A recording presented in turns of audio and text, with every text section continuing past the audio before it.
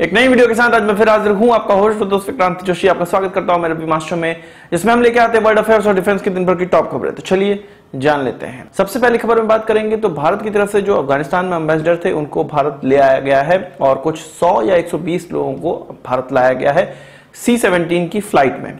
अब कल भी कुछ 500 से ज्यादा लोगों को लाया गया था, आज 120 100 कुछ कहा जा रहा है, इतने लोगों को लेकर आया गया। पर यह बहुत इजी टास्क नहीं था। हमारे विदेश मंत्री ने इस चीज को ट्वीट भी किया है कि भारत के एम्बेसडर को भारत लाना बहुत ज्यादा टफ टास्क था और इसमें जिन लोगों ने भी सहयोग किया है वो काबिले तारीफ है और उनकी सराहना उन्होंने की है। अब पूरी बात समझते हैं हम लोग।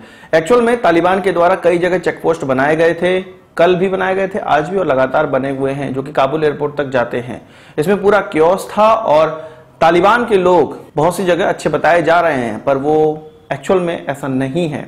वो कुछ 15 से ज्यादा चेक पोस्ट उन्होंने बनाए हैं और ऐसे लोगों को जिनको पसंद नहीं करते हैं उनको मार दे रहे हैं, जैसे कि अमेरिका के लोग हुए, भारत के लोग हुए। तो भारत के जो एम्बेसडर है उनको एम्बेसी से एयरपोर्ट तक लाना ये बहुत ज्यादा टफ टास्क था। इसमें अमेरिका ने हमारा साथ दिया, हमारे जो एनएसए हैं अमेरिका के एनएसए से लगातार टच में रहे। इसके अलावा हमारे विदेश मंत्री जब अमेरिका की यात्रा पे अभी गए हुए हैं तो वो जाके एंटोनी ब्लिंकन से मिले और उनका भी सपोर्ट यहाँ पर रहा है। कुल मिला के अमेरिकन फोर्सेस के द्वारा इवैक्यूएशन किया गया है। इसके अलावा हमारे आईटीबीपी के जवान भी हमारे एम्बेसी के स्टाफ की सुरक्षा के लिए जिम्मेदार थे।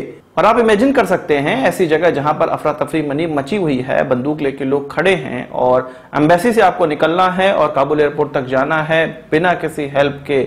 आप जानते हैं कि तालिबान इस प्रकार की खोज में रहते हैं कि ऐसे बड़े टारगेट उनको मिल जाएं और जिससे कि वो उस देश से नेगोशिएशन करें, कुछ पैसे वसूल करें। तो इन सब चीजों से बचते हुए भारत के एम्बेसडर को यहाँ लाया गया है। भारत के एम्बेसडर ने भी शुक्रिया अदा किया है, एयरफोर्स का भी शुक्रिया अदा किया है। ये भी खबर निकलकर सामने आई कि जो ये इवैक्यूएशन के लिए एयरक्राफ्ट था वो तजिकिस्तान में था, तजिकिस्तान के एनी एयरबेस में था और वहां से फिर इसने उड़ान भरी अफगानिस्तान के लिए और तब जाके ये भारत आया है, जामनगर पहुंचा, तब उसके बाद दिल्ली पहुंचा। मैंने अभी ये क्यों कहा कि तालिबान के लोगों को कुछ लोग अच्छा कह रहे हैं। एक्चुअल में एक दो वीडियो निकलकर सामने हैं, कुछ लोग ट्वीट कर रहे हैं कि तालिबानी लोग हमारे हेल्प कर रहे हैं, हमें घर तक छोड़ रहे हैं, रॉबरी रोक रहे हैं।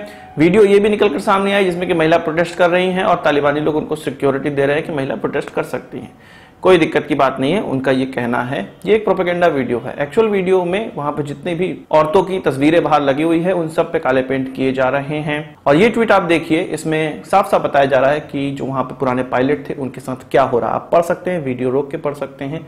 ये वहां के कर्नल हैं, उनके द्वारा ये कहा जा रहा है।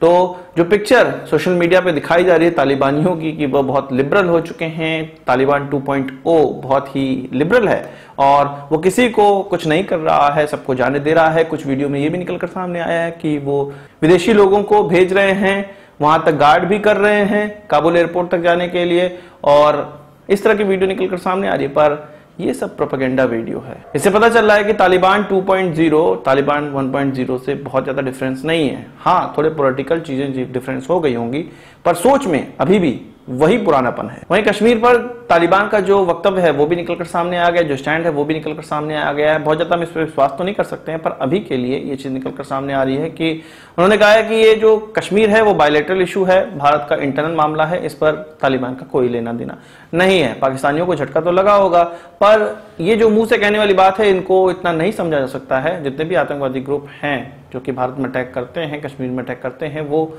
सभी अफगानिस्तान बेस्ड हैं और वो काबुल अब पहुंच चुके हैं। इसके बाद क्या होगा वो समय ही बताएगा, उसके लिए हम लोग बहुत अच्छे से रेडी हैं। पर ये जो वक्तव्य है इसको बहुत बड़ा हम लोग नहीं मान सकते हैं, पर ये जरूर मान सकते हैं कि ये एक तरह से ऑफिशियल वक्तव्य भी, ऑफिशियल स्टैंड भी हो सकता है। बात बाकी वो बैकडोर से क्या करते हैं वो अलग बात है, फिर एक ऑफिशियल स्टैंड निकलकर सामने आया है। वहीं अमरुल्ला सलेह की बात अगर कर लेते हैं, वाइस प्रेसिडेंट रह चुके हैं, अभी जब गवर्नमेंट थी अफगानिस्तान में तो वाइस प्रेसिडेंट रह चुके हैं। उन्होंने अपने आप को केयरटेकर कहा है, अफगानिस्तान का प्रेसिडेंसी जो पद है उसका केयरटेकर कहा है। उन्होंने साफ साफ ये बताया है कि अफगानिस्तान के कॉन्स्टिट्यूशन में लिखा हुआ है कि अफगानिस्तान का अगर राष्ट्रपति बीमार है, मर गया है, कहीं और गया हुआ है तो वाइस प्रेसिडेंट ही केयरटेकर बनता है। इस तरह से वो अब अफगानिस्तान के स्वघोषित एक प्रेसिडेंट या प्रेसिडेंट के केयरटेकर बन चुके हैं। उन्होंने ये भी कहा कि अमेरिका के साथ बातचीत करना अब फ्रूटफुल नहीं है अफगानिस्तान के लिए जो उन्होंने मन बनाया हुआ है कि ये एक वियतनाम की तरह निकला, ऐसा नहीं है। अफगानिस्तान के लोग दिखाएंगे कि तालिबान को वो किसी भी तरह से राज नहीं करने दे सकते हैं। उन्होंने फिर से तालिबान के खिलाफ एकजुट होने का जो आह्वान है वो किया है। ये नॉर्दर्न अलायंस 2.0 को ही दिखाता है, बहुत से लोगों का ऐसा मानना है। तो अमरुल्लाह सलेह ही एक हीरो की तरह निकलकर सामने आ रहे हैं अफगानिस्तान में। वो ये बता रहे हैं कि अगर किसी ने न झुकने की कसम खा ली है तो उसको कोई भी ताकत नहीं झुका सकती है। और हम देखेंगे कि अभी तालिबान के हाथ में जो सरकार है उसका विरोध करने वाली बहुत सी ताकतें अब आने वाली हैं। वहीं भारत के एम्बेसडर जब भारत पहुंच चुके हैं तो केवल 4 देशों के एम्बेसडर और एम्बेसी अब काबुल में काम कर रही है। एक्चुअल में भारत की एम्बेसी तो काम कर रही है पर लोकल स्टाफ के साथ काम कर रही है। और अभी 4 एम्बेसी ऑफिशियली खुली मानी जा सकती हैं। उसमें रशिया, पाकिस्तान, चीन और ईरान है।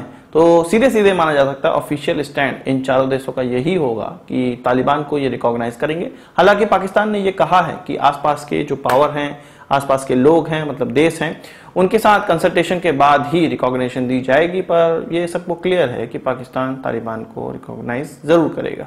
वहीं कुछ नेपाली गार्ड्स को नेपाल पहुंचा दिया गया है। 129 कहा जा रहा है कि लोगों को अमेरिका की सहायता से नेपाल पहुंचाया गया, काठमांडू पहुंचाया गया।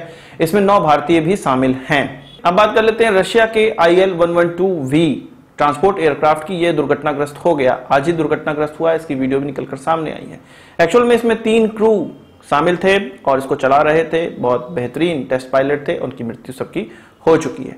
ये कहा जा रहा था कि मई में इसी एयरक्राफ्ट को एक तरह से पूरा मान लिया गया था, इसके प्रोटोटाइप को पूरा मान लिया गया था और 2021 में ही 2 इस प्रकार के एयरक्राफ्ट इंडक्ट होने थे। पर इस प्रकार की घटना अब बता रही है कि ये एयरक्राफ्ट पूरा नहीं हुआ है, इसमें अभी कुछ कमियां रह गई हैं। जांच होगी, उसके बाद पता चलेगा कि क्या कमी रह गई है। वहीं फिर से पाकिस्तान को UNSC में बोलने का मौका नहीं दिया गया अफगानिस्तान मुद्दे पर। कल जब सभी देश अपनी अपनी बातें रख रहे थे और यह भी कहा जा रहा था कि जो अफगानिस्तान के पड़ोसी देश हैं उनको भी अपनी बात रखने का मौका दिया जाए, चीन को भी रखने के लिए दिया गया, सबको रखने के लिए दिया गया, पर पाकिस्तान को इस तरह का इन्विटेशन नहीं दिया गया। पाकिस्तान इसके लिए पिनक गया है। वो बिल्कुल कह रहा है कि हमें इस तरह की चीजें नहीं करने दिया जा रहा है। ये जो UNSC का जो फोरम है उसका राजनीतिकरण किया जा रहा है और भारत इस प्रकार की चीजें कर रहा है।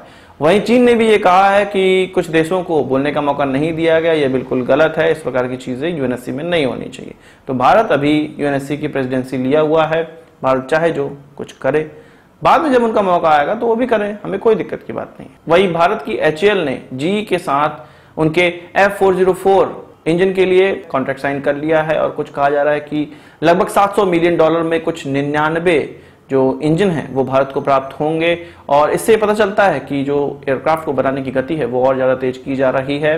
ये जो इंजन है वो तेजस MK-1A में लगेंगे, जिसका कहा जा रहा है प्रोटोटाइप कुछ मार्च 2022 में उड़ता हुआ हमें दिखाई देगा। पहली डिलीवरी इसकी 2024 में सुनिश्चित की जाएगी। तो आज की इस वीडियो के लिए बस इतना ही। आशा करता हूँ वीडियो पसंद आया होगा। आपको एक बात हमसे जरूर देंगे। इस वीडियो से मुझे इस बारे में सुझाव हो कमेंट बॉक्स में जरूर लाइएगा और यदि आपने हमारा चैनल सब्सक्राइब नहीं किया उसे भी कर लीजिए, क्योंकि हम इस प्रकार की वीडियो लाते रहते हैं। नमस्कार, थैंक यू, जय हिंद।